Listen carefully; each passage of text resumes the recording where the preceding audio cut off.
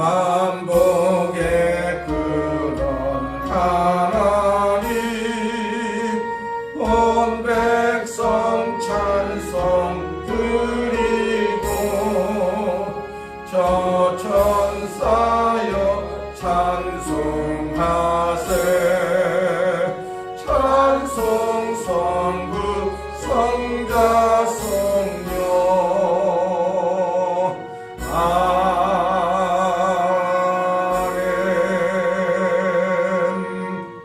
전능하사 천지를 만드신 하나님 아버지를 내가 믿사오며 그 외아들 우리 주 예수 그리스도를 믿사오니 이는 성령으로 잉태하사 동정녀 마리아에게 나시고 본디오 빌라도에게 고난을 받으사 십자가에 못 박혀 죽으시고 장사한 지 사흘 만에 죽은 자 가운데서 다시 살아나시며 하늘에 오르사 전능하신 하나님 우편에 앉아 계시다가 저리로서 산자와 죽은 자를 심판하러 오시리라. 성령을 믿사오며 거룩한 공예와 성도가 서로 교통하는 것과 죄를 사하여 주시는 것과 몸이 다시 사는 것과 영원히 사는 것을 믿사옵나이다.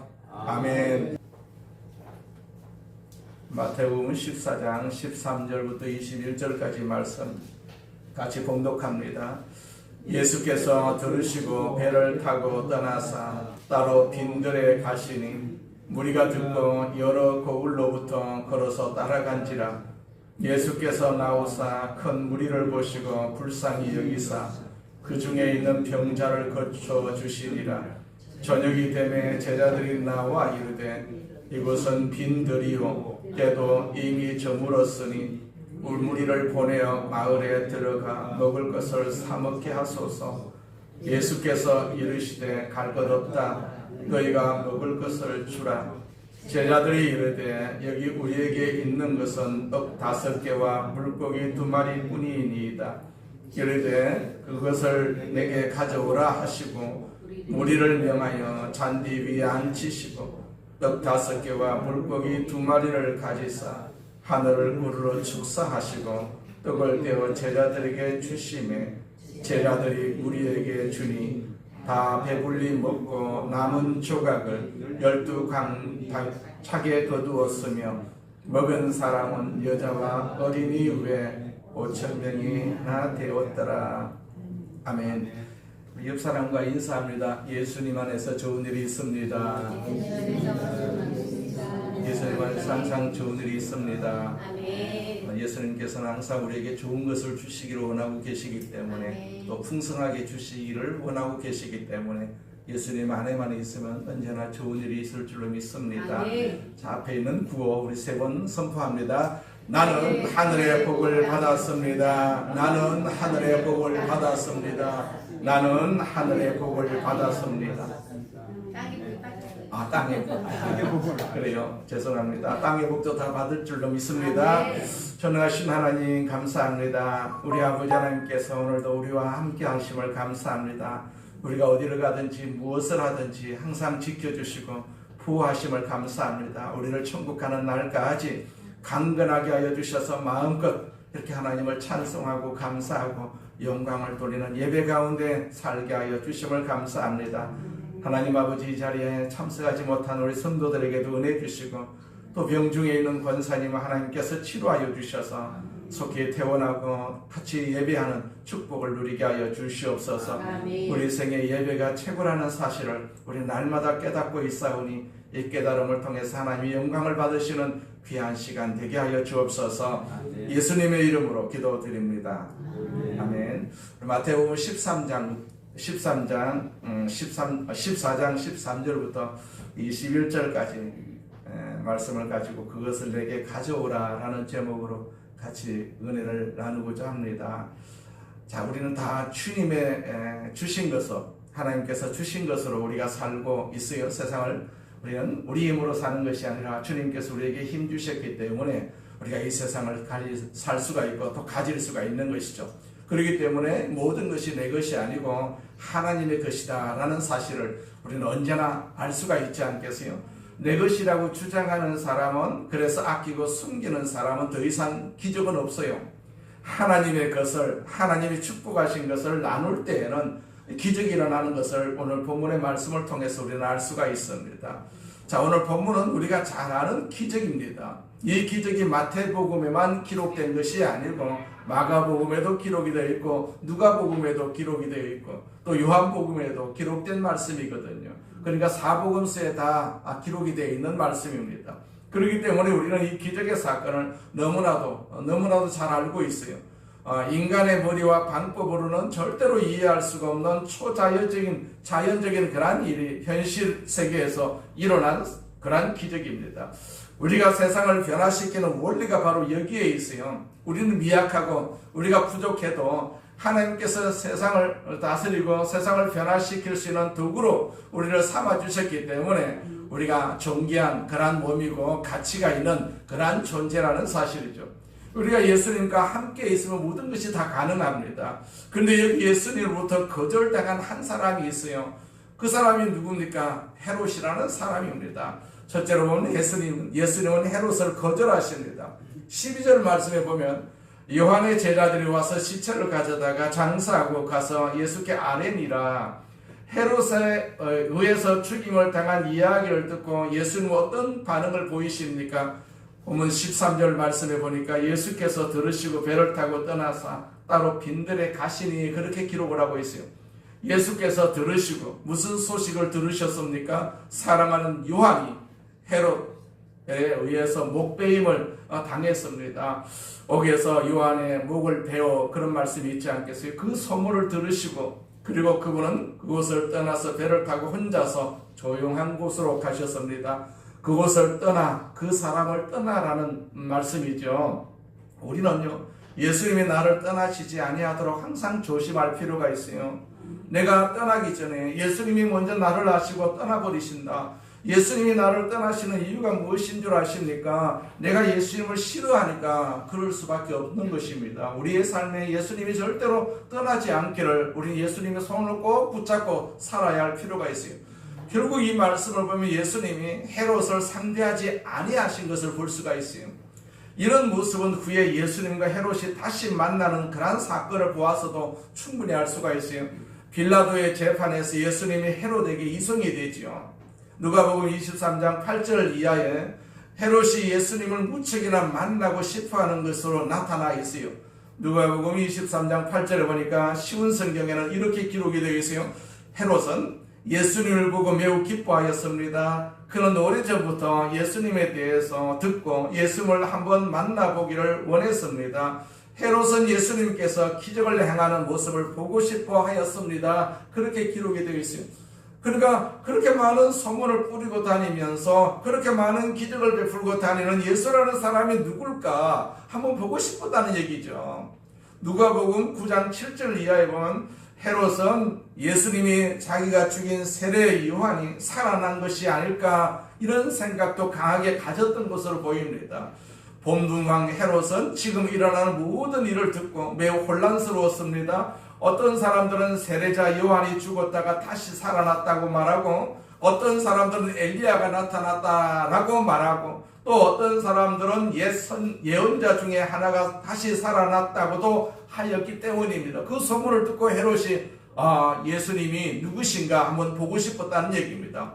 그래서 헤롯은 내가 요한의 머리를 잘랐는데 이런 소문이 들리는 그 사람이 누군가 혹시 요한이 다시 살아난 것은 아닌가 이런 생각을 가질 수가 있었다는 것이죠. 그래서 예수님을 한번 만나보려고 하는 마음이 있었어요. 그런데 예수님과 헤롯이 나중에 만나는 장면이 누가복음 23장 9절에 이런 말씀이 기록이 되어 있어요. 여러 말로 물으나 아무 말도 대답하지 아니하시니 그런 말씀이 있습니다. 헤롯이 아무리 예수님을 신문해도 예수님의 입에서 한마디의 말도 들을 수가 없었어요. 예수님은 헤롯을 피하십니다. 재판정에서 만났을 때도 예수님은 친구만 하시고 묻는 말에 대답도 하지 아니하셨어요. 예수님은 누구든지 구원을 요청하는 사람에게는 거절하시는 법이 없으시죠. 그런데 헤롯에게만큼은 철저히 침묵하고 피하시는 것을 볼 수가 있어요. 왜 그렇게 하셨을까요? 헤롯이 이미 구원받기에는 너무나도 절망적인 상태에 빠져버렸기 때문이라고 볼 수가 있는 것이죠. 예수님이 십자가에 달리셨을 때 예수님을 저주하던 한편의 강도처럼 헤롯은 철저하게 심령이 닫힌 사람이라고 볼 수가 있죠. 그래도 자꾸 말하고 간섭하고 때릴 때는 소망이 있지 않겠어요? 그러나 저 사람을 아주 버려야 되겠다고 하는 경우에는 예수님께서 침묵을 하십니다. 우리가 버림을 받지 않아야 됩니다. 우리가 잘못을 해도 여전히 괜찮다. 혹시나 우리가 하나님으로부터, 주님으로부터 버림당한 것은 아닌지 우리가 걱정을 할 필요가 있지 않겠어요? 자, 예수님께서 택한 백성은 언제나 예수님께서 다스리시는 것을 볼 수가 있어요. 우리에게 인생에 고난이 있고 고통이 있다. 이것이 예수님이 다스리는 것이라고 볼 수가 있죠. 우리가 고난이 있고 고통이 있으면요, 우리가 예수님을 찾을 수밖에 없지 않겠어요? 하나님의 택한 백성은요, 하나님께서 반드시 찾으시는 것을 우리는 일생을 통해서도 경험할 수가 있는 문제이지 않겠어요? 그렇기 때문에 나를 하나님께서 다스리고 계실 때 내가 행여나 다른 생각을 가지고 있을 때는 예수님께서 우리를 다스리신다는 얘기입니다. 그것이 고난이고 그것이 고통이라는 사실도 우리가 충분히 알 수가 있지 않겠어요? 그렇기 때문에 우리는 예수님으로부터 택한 백성이기 때문에 그런 다스림 속에서 예수님을 찾고 예수님을 의지하고 기도하는 그런 모습으로 지금까지 우리가 걸어온 것이죠.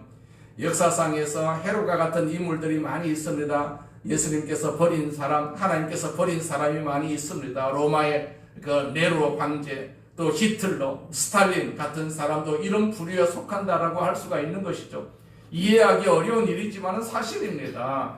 예수께서 버리시면요, 그 사람은 악한 짓만 골라 하게 됩니다. 왜냐합니까? 악한 짓을 해야 확실한 심판을 받기 때문이라고 볼 수가 있는 것이죠. 이 시대에도 예수님이 버린 그런 지도자들이 얼마나 많이 있습니까? 또 예수님이 헤롯을 피하신 장면이 누가복음 13장 31절부터 33절 말씀에서도 찾아볼 수가 있어요. 그때 어떤 바리새파 사람들이 예수님께 와서 말했습니다. 이곳을 떠나십시오. 헤롯이 선생님을 죽이려고 합니다. 예수께서 그들에게 말씀하셨습니다. 가서 그 여우에게 말하여라. 오늘과 내일은 내가 마귀를 쫓아내고 병을 고칠 것이다. 그리고 3일째 되는 날에 내 일을 이룰 것이다.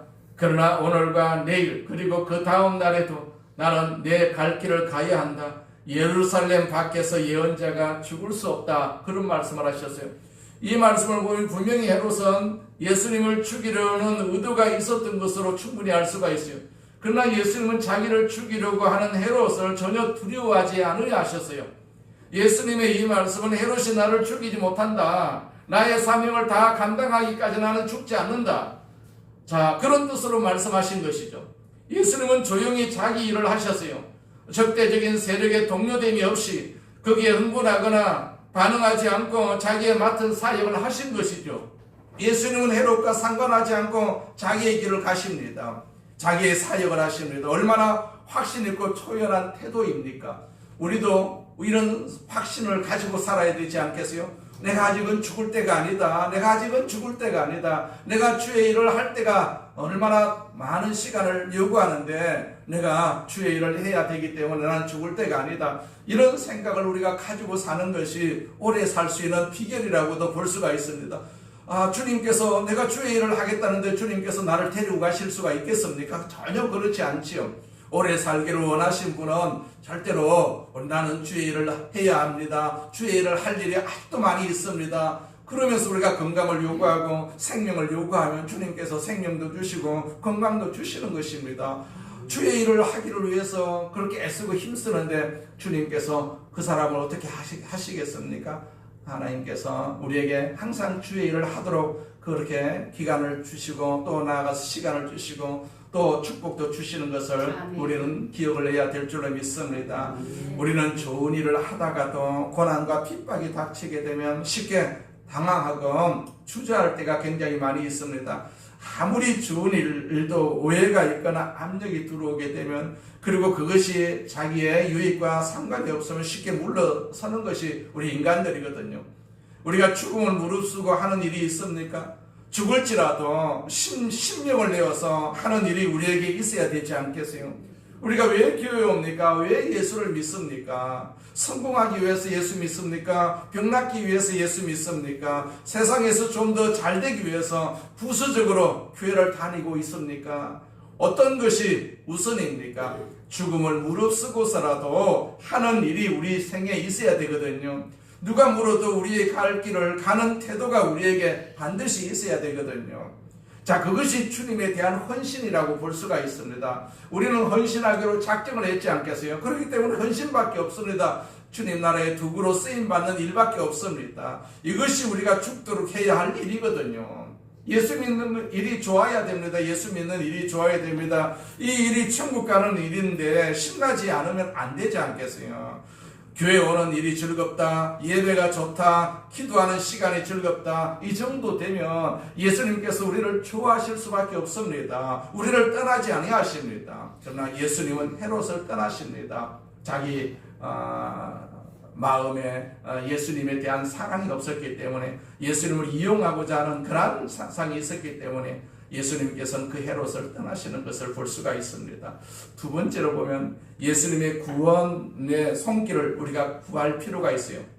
13절 말씀을 통해서 예수님의 모습을 더 우리가 자세하게 볼 수가 있죠. 예수께서 들으시고 배를 타고 떠나서 따로 빈들에 가시니 무리가 듣고 여러 고을로부터 걸어서 따라간지라. 자, 바로 전에 어떤 일이 있었습니까? 세례 요한이 헤롯에 의해서 목베임을 당했지요. 예수님은 그 사실을 알고 계셨어요. 제자들이 와서 그 얘기를 하셨어요.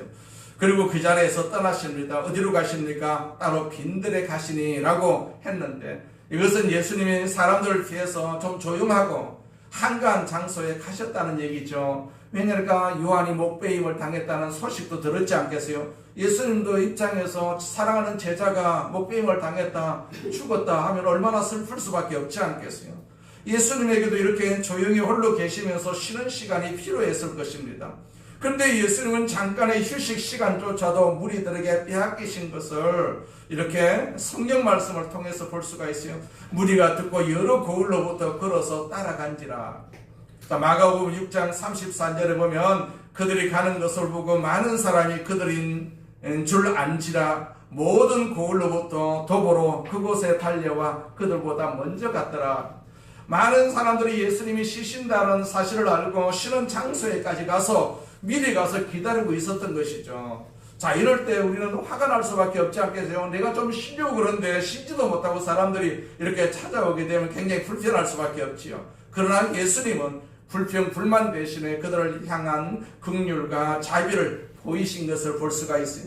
그 14절 말씀에 보니까 예수께서 나오사 큰 무리를 보시고 불쌍히 여기사 그 중에 있는 병자를 고쳐주시니라.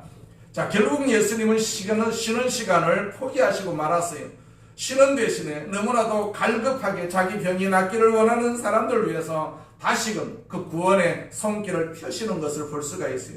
마가복음 6장 34절에 보면 예수께서 배에서 내리시면서 많은 사람들을 보셨습니다. 예수님께서는 그들을 불쌍히 여기셨는데 그것은 그들이 마치 목자 없는 양과 같았기 때문입니다. 예수님께서는 그들에게 많은 것을 가르쳐 주었습니다. 그렇게 기록을 하고 있어요. 예수님은 병만 고치신 것이 아니라 가르치는 사역도 같이 하신 것을 볼 수가 있어요. 그분도 인간이신지라 식사도 못한 채 지치고 피곤해 있었어요. 그럼에도 불구하고 자기를 찾아온 사람들을 영접하고 고쳐주시고 천국 복음을 전하시는 모습 속에서 우리는 사랑과 긍휼과 자비가 넘치는 주님의 모습을 우리가 충분히 상상할 수가 있는 것이죠. 예수님은 구원의 손길을 이렇게 펼치고 계십니다. 그렇기 때문에 우리는 예수님에게 구원을 부탁할 필요가 있지 않겠어요? 도움을 구할 필요가 있습니다. 도움을 구하는 자에게 예수님께서 도움을 주시는 것을 볼 수가 있지요. 구원을 필요로 하는 사람에게 구원을 주시는 것을 볼 수가 있습니다. 우리가 세상 어디에 도움을 구할 것이 있습니까? 없다면요, 주님께 우리가 구해야 되지 않겠어요? 주님, 내 생명을 보호해 주시옵소서, 나를 건강하게 해 주시옵소서, 나를 축복하게 해 주시옵소서. 이것이 우리의 기도의 제목이라고도 할 수가 있지 않겠어요? 나를 사용하여 주시옵소서. 우리가 지금까지 주님으로부터 사용을 받았습니다. 사용했어요. 주님을, 우리 권사님, 우리 장로님, 우리 집사님을 다 사용했어요. 앞으로도 우리가 목 놓고 그냥 가만히 있는 것이 아니라 지금도 사용하여 주시옵소서. 우리가 그렇게 기도할 필요가 있죠. 우리가 사는 이유가 바로 거기에 있다라는 것을 우리가 기억을 할 필요가 있어요. 15절에 보니까 저녁이 되매 라는 기록이 있어요. 상당한 시간이 흘렀음을 알 수가 있습니다. 예수님의 식사도 못하신 채 저녁까지 그 천국 말씀을 전하시고 병을 고치시는데 전념을 하셨어요. 15절 말씀해 보니까 저녁이 되매 제자들이 나와 이르되 이곳은 빈들이요 때도 이미 저물었으니 무리를 보내어 마을에 들어가 먹을 것을 사 먹게 하소서. 자, 우리는 여기서 아주 중요한 것을 발견할 수가 있어요. 즉 천국 복음의 놀라운 말씀이 선포가 되고 안전병이가 일어나고 맹인이 눈을 뜨고 기머거리가 귀가 열리고 이런 놀라운 영적 상황 속에서 이제는 현실적인 문제에 부딪혔어요. 현실적인 문제. 우리가 예배를 들어도 현실적인 문제가 항상 우리를 괴롭힐 때가 굉장히 많이 있지 않겠어요? 우리가 예배를 드리면 현실적인 문제도 다 해결이 되면 좋은데 그렇지 않지 않겠습니까? 직장에 가지 않고 세상에서 인간들과 아우성치면서 땀 흘려가면서 속일 것도 없이 교회에서만 살면 얼마나 좋겠어요. 제자들이 한 번은 변화산에서 변형된 예수님의 얼굴을 보고 베드로가 충격을 받아가지고 초막 셋을 짓자고 그런 부탁을 하지 않겠어요? 당신을 위해서, 엘리야를 위해서, 모세를 위해서 집을 짓자 그런 말을 했어요. 변화산의 영광을 보고 난 뒤에 여기서 그냥 살았으면 좋겠다라는 그런 고백이었겠죠. 마태복음 17장 4절에 보니까 베드로가 예수님께 말했습니다. 주님, 우리가 여기 있는 것이 좋습니다. 원하신다면 제가 여기에 천막 3개를 세우겠습니다. 하나는 주님을 위해, 또 하나는 모세를 위해, 그리고 마지막 하나는 엘리야를 위해서 내가 초막을 짓겠습니다. 그러나 우리의 현실은 그렇지 않지요. 배고픈 것이 현실입니다. 가정을 우리가 돌보아야 되지 않겠어요? 자녀를 학교에 보내야 되고 또 나가서 세금도 내야 되고 직장도 가야 하고 사업도 해야 됩니다. 젊은 사람들은 군대도 가야 되지 않습니까? 이것이 우리의 현실입니다. 우리 현실. 그래서 제자들은 말씀도 좋지만은 이제 배고픈 현실로 돌아가자고 그렇게 예수님께 말한 것입니다. 이때 예수님이 이 현실에 어떻게 대처를 하셨습니까? 16절의 말씀에 보니까 예수께서 이르시되 갈 것 없다. 너희가 먹을 것을 주라. 그렇게 말씀을 하셨어요. 얼마나 황당한 말씀입니까? 제자들에게 먹을 것이 있습니까? 한 사람에게조차 줄 것이 없습니다. 가진 것이 전혀 없습니다. 제자들은 합리적인 말을 했어요. 흩어져 각자 알아서 사 먹게 할까요? 그러나 예수님은 갈 것 없다. 너희가 먹을 것을 주라. 그런 말씀을 하셨어요. 한두 사람도 아니고 5,000명이 넘는 사람에게 어떻게 먹을 것을 준다는 말입니까? 그러나 예수님은 그렇게 말씀하신 것입니다. 너희가 그들에게 먹을 것을 주어라. 자, 여기서 우리는 예수님이 무엇을 의도하셨는가를 발견해야 되지요. 2가지 의도입니다. 먼저 교회가 세상과 세상 사람들에게 영적인 것도 공급을 하지만은 육적인 문제까지도 대답을 주어야 한다는 것이죠. 교회는 영적인 것만이 아니라 먹는 문제에도 관심이 있어야 되고 해결할 수가 있어야 된다는 것이죠. 이러한 해답은 인간적인 시각에서 볼 때는 도저히 불가능한 일이지만은 예수님은 그것을 하라고 명령을 하셨어요. 여기서 또 하나의 의도를 발견하게 되는데 제자들은 배고픈 문제를 인간적인 시각에서 보았어요. 합리적인 시각에서 보았어요. 경험적인 시각, 또 상식적인 시각에서 본 것입니다. 그러기에 해답이 없지 않겠어요? 해답이 없습니다. 어떻게 5,000명을 먹일 수가 있습니까? 빈들인데 도시에 살고 있으면 먹일 수가 있겠지요. 그런데 빈들에 사막에 어떻게 먹을 수가 있겠습니까? 빨리 흩어지게 해서 각자가 사서 먹게 하는 것이 좋겠다라는 것이 제자들의 입장이었어요. 그러나 예수님은요, 하나님의 시각에서 이 문제를 보신 것이죠. 맹인이 눈을 뜨고 문둥병이 낫고 죽은 자가 살아나는 것만이 아니라 먹는 것에도 하나님의 초자연적인 능력이 나타나는 것을 보여주려고 하신 것이죠. 마태복음 6장 31절부터 33절에 있는 말씀이죠. 그러므로 염려하여 이르기를 무엇을 먹을까, 무엇을 마실까, 무엇을 입을까 하지 말라. 이는 다 이방인들이 구하는 것이라. 너희 하늘 아버지께서는 이 모든 것이 너희에게 있어야 할 줄을 아시노니라. 그런즉 너희는 먼저 그의 나라와 그의 의를 구하라. 그리하면 이 모든 것을 너희에게 더하시리라. 그 말씀을 하셨어요. 여기에 예수님의 놀라운 의도가 있어요. 어떤 사람은 기도만 하면 밥이 나오느냐고 조롱하는 사람들이 있어요. 그러나 예수님이 이 문제를 하나님의 시각에서 지금 생각을 하고 계시거든요. 하나님의 말씀을 진실로 믿고 순종하면 기적이 일어난다는 사실을 생각한 것입니다. 진실로 하나님을 신뢰하는 초자연 역사가 일어나지 않겠어요? 우리가 그 역사 때문에 살고 있는 것입니다. 구원의 문제, 병 고치는 문제뿐만 아니라 우리의 삶의 문제에 있어서도 이런 기적은 충분히 일어나는 것을 볼 수가 있어요. 이런 기적이 일어나지 않으면 우리는 어떻게 살아갈 수가 있겠습니까? 자, 우리는 기적과 더불어서 살고 있어요. 이 세상을 지금 살고 있는 것이 기적이지 않겠어요? 세상에는 사고가 얼마나 많이 있습니까? 사고를 일으키는 요소들이 또 얼마나 많이 있습니까? 이 사고를 우리가 어떻게 막을 수가 있겠습니까? 내 힘으로는 절대로 안 되지 않겠어요? 그런데 예수님은 다 알고 계세요. 그래서 돕는 분을 보내주셨어요. 우리 혼자서 못 살 것이라는 사실을 예수님께서 알고 계시기 때문에 돕는 분을 보내주셨어요. 그분이 누구십니까? 바로 성경에서는 성령님이시다. 그렇게 말씀을 하셨어요. 요한복음 14장 26절에 보니까 그러나 내 아버지께서 나의 이름으로 보내실 진리의 성령이신 보혜사께서 너에게 모든 것을 가르치시며 내가 너에게 말한 모든 것을 생각나게 하실 것이다. 그 말씀을 주셨어요. 자, 주님의 손길을 이렇게 보내주셨어요. 성령님을 우리가 인정을 해야 되지 않겠어요? 그리고 우리가 모시고 의지하고 살아야 됩니다. 성령님과 살아야 됩니다. 성령님과 살면은 우리가 부족함이 없습니다. 걱정도 없고 염려도 없습니다. 나 혼자 사는 것 같으니까 염려되고 걱정되고 불안하고 우리가 불편할 수밖에 없지만은 나는 혼자라도 하나님이 나를 돕기 위해서 나에게 성령님을 보내주셨다. 그래서 나는 성령님과 더불어서 산다. 우리가 생각을 하면 절대로 우리가 걱정할 이유가 없습니다. 우리가 성령님과 항상 이렇게 같이 사는 그러한 습관, 그러한 어떤 믿음을 항상 가져야 될 줄로 믿습니다. 우리 한참 또 세월을 세상에서 살아야 되지 않겠어요?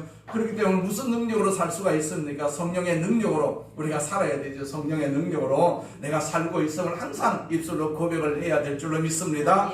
자, 세 번째로 기적을 일으키는 데는 필요한 씨가 있었음을 알 수가 있어요. 이런 기적이 하나님의 방법으로 어떻게 일어나고 있는지, 여기 오병이어의 사건은 오늘을 살고 있는 우리에게 어떻게 적용되는지 그 내용을 쭉 기록을 하고 있어요. 17절에 보니까 제자들이 이르되 여기 우리에게 있는 것은 떡 5개와 물고기 2마리 뿐이니이다. 자, 보리떡 5개와 물고기 2마리는 한 사람의 점심에 불과한 것인데 여기에서 5,000명이 먹고도 남는 기적이 일어났어요. 하나님께서 기적을 일으키시는 데는 이렇게 씨가 필요한 것이라는 사실을 알 수가 있습니다. 하나님 물론 만나를 내리실 수도 있습니다. 광야에서 만나를 내리시면서 40년 동안 이스라엘 백성들을 먹이신 그 사건을 이날에도 충분히 하실 수가 있습니다. 그러나 그렇게 하시지 않았어요. 하나님께서 우리에게 병을 고쳐주실 때도 믿음을 먼저 주시는 것을 볼 수가 있지 않겠어요? 네가 보기를 원하느냐, 네가 걷기를 원하느냐, 네 믿음대로 될지어다, 그런 말씀을 하셨어요. 그냥 기적을 베푸시는 것이 아니라 먼저 믿음을 갖게 하시고 그 믿음을 근거로 해서 기적을 베풀어 주시는 것이죠. 이것이 일반적인 예수님의 방법입니다. 우리에게는 믿음이 필요합니다. 믿음으로 우리가 교회를 나오고 믿음으로 예수를 믿고 있다면 예수 믿는 믿음을 가져야 되는 것이죠. 이 말씀에 기록된 이 모든 것을 우리가 믿어야 되는 것이죠. 그래야만이 이 말씀에 기록된 내용들이, 그러한 사건들이 내 것이 될 수가 있고 나에게 이루어지는 그러한 결과를 얻을 수가 있는 것이죠.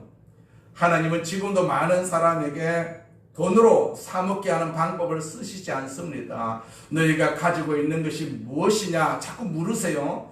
사르밧 가부의 경우처럼 너희 집에 있는 빈 기름병이라도 좋다, 한 줌의 밀가루라도 좋다 하시는 것입니다. 그것이 가부를 부자로 만들 수 있는 양의 그런 양은 아닙니다. 양은 아닙니다. 보리떡 5개에 물고기 2마리로 5,000명을 먹을 수는 없습니다. 그러나 그 믿음이, 그 씨가 있다는 사실이 굉장히 중요하지 않겠어요? 왜냐하니까 하나님은 그 믿음을 통해서, 그 씨를 통해서, 극히 작은 것을 통해서 기적을 베푸시기를 원하시기 때문이죠. 손바닥만한 구름을 가지고서도 아주 큰 비를 만드시는 분이 하나님이시지 않겠어요? 열왕기상 18장 44절에 보니까 종이 엘리야에게 말합니다. 사람 손바닥만한 작은 구름이 바다에서 올라오고 있습니다. 얼마 지나지 않아서 검은 구름이 하늘을 덮었습니다. 그리고 큰 비가 내리기 시작한 것을 우리는 성경을 통해서 알 수가 있습니다. 하나님이 지금 우리에게 요구하시는 것은 어쩌면 보잘것없는 것일지도 모릅니다. 하나님은 많은 양보다도 정성을 더 중요하게 생각을 하시거든요. 수많은 말보다 한 가지 행동을 더 중요하게 생각을 하십니다. 겉으로 나타나는 행동보다도 그 행동을 하게 된 동기를 더 중요하게 생각을 하시거든요. 축복이라는 것은요, 주는 자의 문제가 아니라 받는 자의 문제입니다. 받는 자의 문제. 주시는 분은 하늘의 곳간을 여시고 사랑하시는 자녀들에게 아주 풍성하게 넘치도록 쏟아 부어 주시기를 원하시거든요. 받을 수 있는 믿음이 우리에게 필요한 것이죠. 자, 인간이 죄로 문을 닫아놓고 교만으로 문을 닫아놓고 축복의 그릇을 다 엎어놓고 있으니까 하나님이 축복을 부어 주실 수가 없는 것 아니겠어요? 내가 너희를 위해서 내 아들 예수 그리스도를 십자가에 못 박혀 죽게까지 하였는데 제발 믿으라. 자, 하나님은 인간에게 이렇게 요구를 하고 계세요. 믿어라. 하나님을 믿어라. 예수님을 믿으라는 얘기죠. 하나님이 축복이 없어서 안 주는 것이 아니잖아요. 우리가 거부하고 제한하기 때문에 하나님의 축복이 우리를 통해서 역사하지 않는 것이죠. 하나님은 주시기를 원하시지만 우리가 믿음이 없고 교만하기 때문에 하나님의 축복이 들어갈 곳이 없어요. 자, 예수님은 이 작은 물질을 통해서 기적을 일으키십니다. 18절부터 20절까지 말씀입니다. 이르시되 그것을 내게 가져오라 하시고 무리를 명하여 잔디 위에 앉히시고 떡 5개와 물고기 2마리를 가지사 하늘을 우러러 축사하시고 떡을 떼어 제자들에게 주시매 제자들이 무리에게 주니 다 배불리 먹고 남은 조각을 12바구니에 차게 거두었으며, 자, 예수님은 일명 오병이어를 가져오라고 하시고 무리를 잔디에 앉게 하십니다. 그런 다음에 떡을 가져다가 축사를 하시죠. 돈이라고 다 똑같은 돈이 아닌 것 같아요. 하나님의 축복이 있는 돈이 있고 하나님의 축복이 없는 돈이 있어요. 우리가 성공이라고 다 성공은 아니지 않겠어요? 하나님께서 축복해 주시는 성공이 있습니다. 자, 예수님은 먼저 축사하시고 축복한 것을 나누어 주셨어요. 이 어린아이가 보리떡 5개와 물고기 2마리를 먹어버렸다면 그는 배불렀을 것입니다. 그러나 5,000명은 굶게 될 수밖에 없었지 않겠습니까? 제자들에게 이 떡을 주었을 때 자기들끼리 그냥 먹어버렸다면 기적이 일어나지 않았을 것입니다. 그것으로 끝났을 것입니다. 우리가 기억해야 될 것은 기적은 나누는 데서부터 일어나는 것을 볼 수가 있습니다. 자, 하나님이 축복하는 그것을 우리가 들을 때 기적이 일어납니다.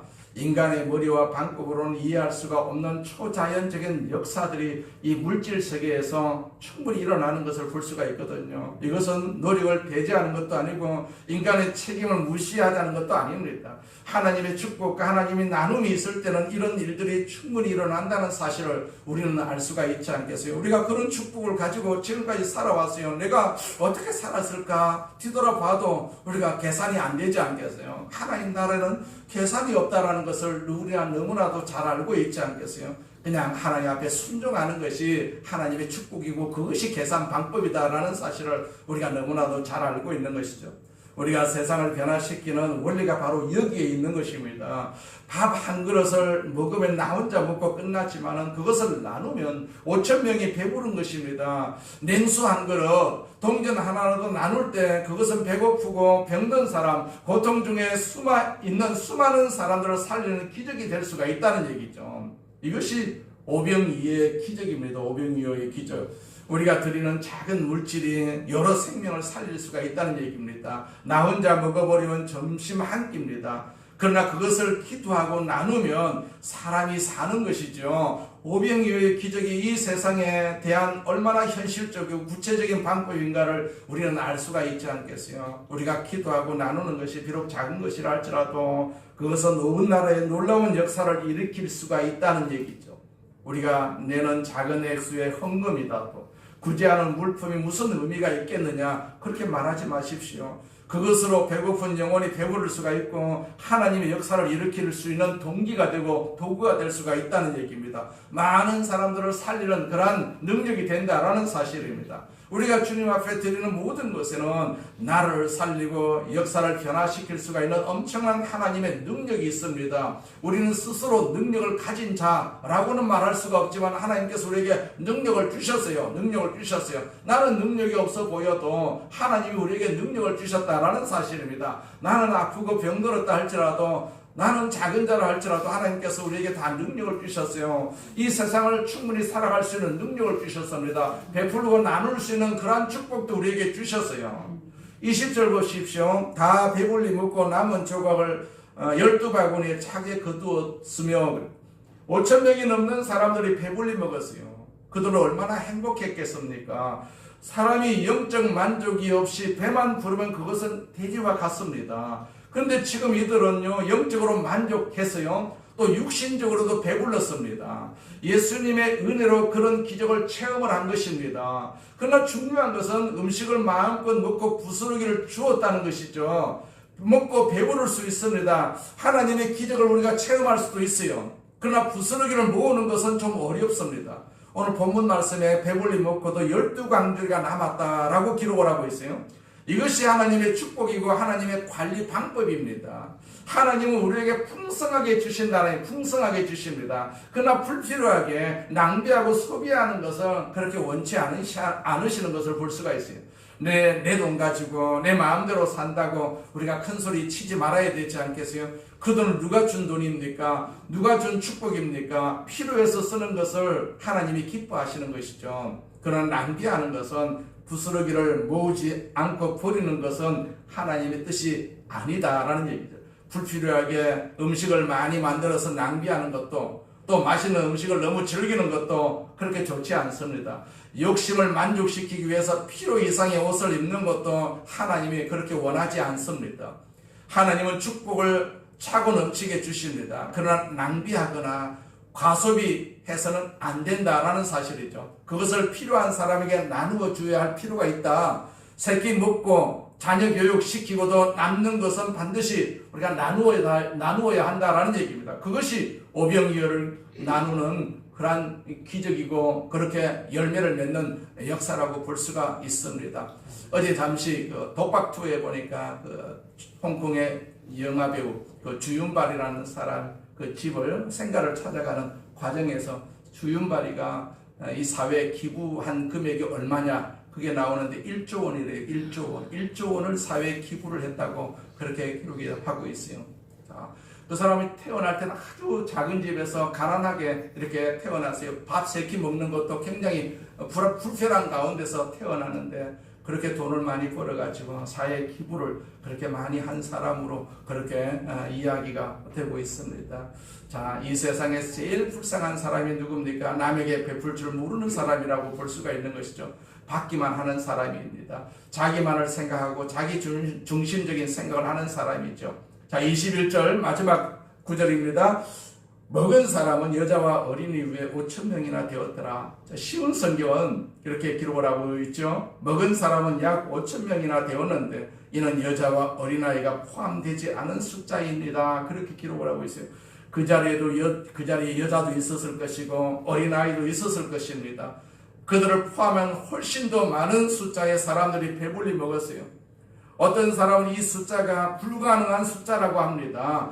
과장법을 썼다고 말합니다. 그것은 신앙 고백이지 사실이 아니라고도 말합니다. 홍해가 갈라지는 것, 예수님이 물 위를 걸어가신 것, 예수님의 부활이 불가능하다고 말합니다. 그런데 하나님은 우주를 창조하신 분이시거든요. 그러니까 이 정도 일을 못하시겠습니까? 나를 지으신 분이 이런 기적을 행하지 못하시겠습니까? 이것보다 더 기적을 베푸시는 분이심을 우리는 믿어야 되지 않겠어요? 그분이 바로 하나님이십니다. 그분이 하나님이십니다. 나를 사랑하시는 하나님이십니다. 끝까지 하나님을 믿으시기를 바랍니다. 우리가 믿을 곳이 하나님밖에 없어요. 세상을 우리가 믿을 수가 있습니까? 세상은 가면 갈수록 믿을 곳이 못 됩니다. 절대로 믿을 곳이 못 됩니다. 믿을 사람도 이제로부터는 없어요. 사람도 못 믿어요. 그렇기 때문에 믿을 분은 예수님밖에 없고 하나님밖에 없습니다. 그래야만이 우리가 천국을 갈 수가 있거든요. 세상을 자꾸 어렵게 하면 예수 믿는 사람은 우리가 자꾸 예수님을 의지할 수밖에 없지 않겠어요? 세상이 편안하면 예수 믿는 것도 포기하고 평안한 세상으로 우리가 돌아갈 그러한 어떤 동기도 있을 수가 있기 때문에 자, 세상을 자꾸 이렇게 어렵게 만들어서 오직 주님만 바라보고 선택된 그런 하나님의 사람들이 주님만 바라보고 살기를 하나님께서 그렇게 원하고 계신다라는 사실을 우리가 기억해야 될 줄로 믿습니다. 그래서 우리는 천국을 소망하면서 살아야 돼요. 천국을 소망하면서 살아야 돼요. 어제 그제 우리 조카가 뭐 이렇게 이제 숨을 거두어서 어제 마산에 갔다 왔는데 그 여호와 증인이라고 그랬잖아요. 그래서 사람들이 너무 많이 와. 사람들이 너무 많이 와. 홀도 너무너무 크고 그게 한 이틀로 그렇게 손님들을 쳤다고 그렇게 얘기를 해요. 그런데 여호와 증인들은 무슨 백인지 울음을 절대로 안 울어요. 안 울어요. 거기 무슨 뭐 국화송이 하나 얹어 놓는다 이것도 안 해요. 그냥 서서 이렇게 묵념만 하고 그것으로 끝내요. 그냥 그래서 놀랐어요. 저 사람들이 뭘 믿는데 우리 예수 믿는 사람들보다 더하다. 그 조카 부인은요 그냥 웃으면서 애기하고 그냥 그렇게 돌아다녀요.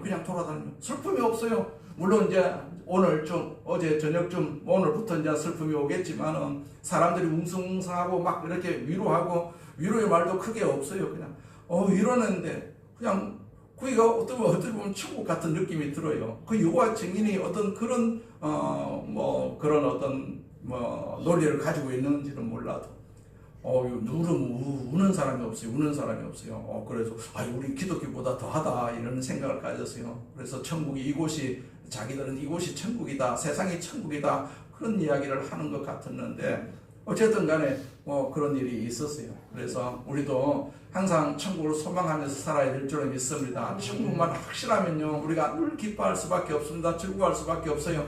자, 저들은 다 죽어서 지옥 갈 사람들인데 지옥 갈 사람이 하도 많아. 쳐다보니까 별로 섬뜩해. 저 사람들 다 지옥 갈 사람들인데 하고 생각을 하니까 섬뜩하더라고요. 그런데 우리는 다 천국 갈 사람들이죠. 우리 권사님도 천국 가시고 우리 다 천국 갈 사람들이기 때문에 우리가 남은 여생을 살면서 늘 기뻐하시길 바랍니다. 병 중에 있어도 그 병을 안고 기뻐하시기 바랍니다. 문제가 있어도 그 문제를 안고 기뻐하시길 바랍니다. 우리가 기쁨으로 살아야 할 이유가 바로 여기에 있거든요. 예수님이 우리 성령을 우리에게 보내주셔가지고 항상 우리에게 기쁨을 주시기 때문에 그 기쁨으로 우리가 끝까지 승리하면서 살아야 될 줄로 믿습니다. 전능하신 하나님 아버지 감사합니다. 우리를 사랑하심을 감사합니다. 우리를 축복하심을 감사합니다. 우리를 이렇게 택하여 주셔서 하나님 나라 백성으로 삼아주셔서 끝까지 하나님께서 돌보심을 감사합니다. 세상은 다 지옥 갈 사람들로 구성되어 있는데 우리를 하나님께서 천국의 백성으로 만들어 주셔서 천국을 소망하면서 살아갈 수 있도록 인도하심을 감사합니다. 주님 홀로 영광을 받으시옵소서. 오늘도 예배드리는 모든 성도들에게 하나님이 주시는 기쁨과 즐거움으로 충만하게 하여 주시옵소서. 예수님의 이름으로 기도드립니다.